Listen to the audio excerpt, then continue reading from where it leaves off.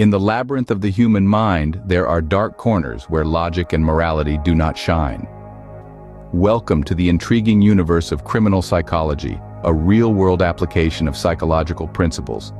In this realm, we study the minds of those who've strayed from society's norms, particularly the minds of infamous criminals. We'll dissect their motivations, their thought processes, their justifications. What compels them to cross the line that most dare not even approach? Join us as we delve into the complex world of criminal psychology. Consider Charles Manson, a man whose ability to manipulate was as horrifying as it was fascinating. Manson, born to a teenage mother with a criminal past, had a turbulent upbringing that was characterized by neglect and a constant shuffle between homes. This early exposure to instability and crime laid the foundations for Manson's later life. Despite the odds, Manson possessed a charismatic personality that drew people to him. His magnetic charm, coupled with his musical talent, made him a captivating figure. But the same charisma that attracted people also served as a tool for manipulation. Manson had an uncanny ability to tap into people's vulnerabilities, exploiting them to his advantage. This is where our exploration of the psychological concept of manipulation and control begins. Psychologists define manipulation as a way of controlling others by exploiting their weaknesses or vulnerabilities. Manson's charisma was effectively a smokescreen, hiding his true intentions. He used his charm to build a cult known as the Manson family, convincing his followers to commit heinous acts under the guise of a looming apocalyptic race war, which he named Helter Skelter, after the Beatles song. Manson's ability to control his followers was not only about manipulation but also about the creation of dependency. He isolated his followers from their families and society, making them reliant on him for their sense of identity and purpose. This is a common tactic used by cult leaders, creating an environment where their followers feel they have no choice but to comply. However, manipulation and control don't always lead to criminal behavior. In Manson's case, his traumatic upbringing, coupled with his charismatic personality and manipulative tactics, created a deadly cocktail that led to one of the most infamous criminal cases of the 20th century. Manson's story is a chilling illustration of how charisma and manipulation can lead to horrifying outcomes. It serves as a stark reminder that the power of persuasion, when placed in the wrong hands, can have devastating consequences. Ted Bundy, the name that sends chills down the spine, was a master of deception. A handsome law student with a charming personality, Bundy was far from the stereotypical image of a cold-blooded killer. But beneath that charismatic facade lurked a heart of darkness, a mind twisted by violent impulses. Bundy's charm was his most effective weapon. He used it to lure his victims, unsuspecting young women, often by feigning injury or disability. He was the wolf in sheep's clothing, the embodiment of the phrase, "looks can be deceiving." His manipulation was so effective that even after his arrest, some found it hard to believe that such a seemingly pleasant man could be capable of such horrific acts. His intelligence was another tool in his deadly arsenal. Bundy was cunning, able to plan his crimes meticulously, evading capture for years. He had a keen understanding of human behavior, knowing exactly what to say or do to gain trust, to disarm, and ultimately, to destroy.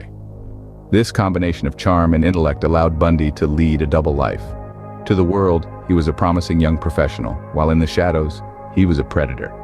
He was not just a murderer, but a manipulator, able to twist perceptions and create a facade of normality. The psychological concept behind Bundy's behavior is known as duping delight. It's the pleasure one gets from being able to manipulate others and get away with it. Bundy was a master at this, using his charm and intelligence to deceive and control. The terrifying reality is that Bundy was not a one-off anomaly. There are others out there, hiding behind friendly faces, using their charm and intelligence for malicious intent. We must always be aware, always be vigilant, because as Bundy's case shows, sometimes appearances can be grossly misleading. Bundy's case unveils the terrifying truth that sometimes monsters wear friendly faces. His story serves as a chilling reminder of the depths of human depravity, the dark potential that can lie hidden beneath a surface of charm and intelligence. It's a harsh lesson in the psychology of crime, a stark warning of the dangers of deception. Aileen Wuornos, a woman who turned the tables of the stereotypical male serial killer. Now there's a statement that commands attention. Aileen Wuornos, a name that has etched itself into the annals of true crime history. But who was she? And what led her down this dark and deadly path? Born Aileen Pittman in 1956, Warnos's life was steeped in chaos from the beginning. Her mother abandoned her and her brother at a young age, leaving them to be raised by their grandparents. But this was no haven of safety and security. Instead, it was a hotbed of abuse and neglect, a breeding ground for the anger and resentment that would later fuel Warnos's criminal activities. As she grew older, Warnos found herself on the fringes of society, living a transient lifestyle and resorting to sex work for survival. It was during this time that she committed her crimes, ultimately convicted for the murder of 7 men between 1989 and 1990. Her actions were undeniably horrific, but they also arose from a life marked by hardship and pain. In Warnos's case, the psychological concept of trauma is a key player. Trauma, especially when experienced in childhood, can have a profound impact on an individual's development. It can warp their perception of the world, influence their behavior, and in some cases, trigger a proclivity towards violence. Warnos was a product of her environment, a woman molded by a lifetime of abuse and neglect. Her crimes were a tragic reflection of this, a manifestation of the rage and desperation that had simmered within her for years. But remember, understanding is not the same as condoning. Warnos's actions were wrong, but they were also a stark reminder of the devastating effects of trauma on the human psyche. And so, as we delve deeper into the psychology of famous criminals, we must always bear in mind the complexity of the human condition. Warnos's life and crimes remind us that psychological wounds can sometimes lead to unthinkable actions. Criminal psychology is like a puzzle with constantly shifting pieces. Unraveling the mysteries of the criminal mind is no simple task. It's a complex web of thought processes, emotions, and environmental factors that interlock in ways that often defy our typical understanding of human behavior.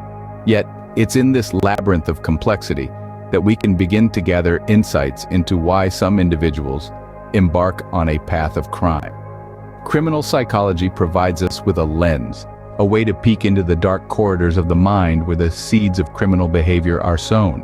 By analyzing and understanding these psychological patterns, we can develop strategies that not only aid in solving crimes, but also in potentially preventing them.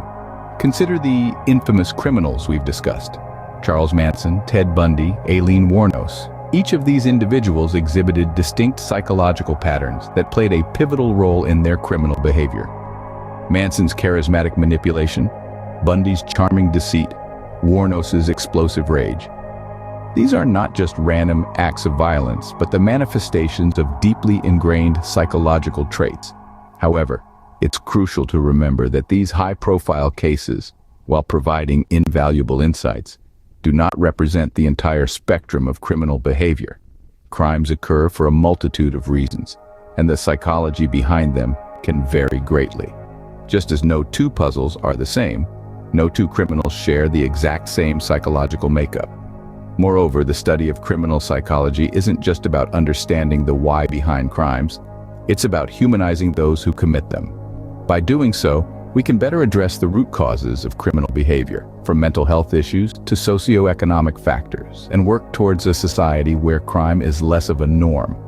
While every criminal has a unique story, understanding the underlying psychological principles can provide us with valuable insights. So, as we delve deeper into the shadows of the criminal mind, let's remember that each piece of the puzzle brings us one step closer to a broader, more nuanced understanding of criminal psychology. These stories are not just about crimes, they're about people, their minds, and the dark paths they walked. Today, we've journeyed through the twisted psyches of Charles Manson, Ted Bundy, and Aileen Wuornos. We've navigated the murky waters of criminal psychology, attempting to comprehend the incomprehensible. We've seen how Manson's manipulative charisma lured the vulnerable into his malevolent orbit. His ability to twist reality, to bend others to his will, provides a chilling glimpse into the power of manipulation. Then, there's Ted Bundy. His deceptive charm, his chameleon-like ability to blend into society, revealed how deception can mask a monstrous nature. Bundy's case cautions us that evil often wears a friendly face, and let's not forget Aileen Wuornos. Her life, riddled with abuse and trauma, paints a stark picture of how early life experiences can shape a person's path. Wuornos's story reminds us that the seeds of criminality can sometimes be found in the garden of childhood. These case studies underscore the complexities of criminal psychology. They remind us that beneath the surface of heinous crimes lie troubled minds, distorted perceptions, and damaged souls. As we continue to explore these dark corners of the human mind, we inch closer to understanding the enigma that is criminal psychology. Until next time, keep questioning, keep exploring,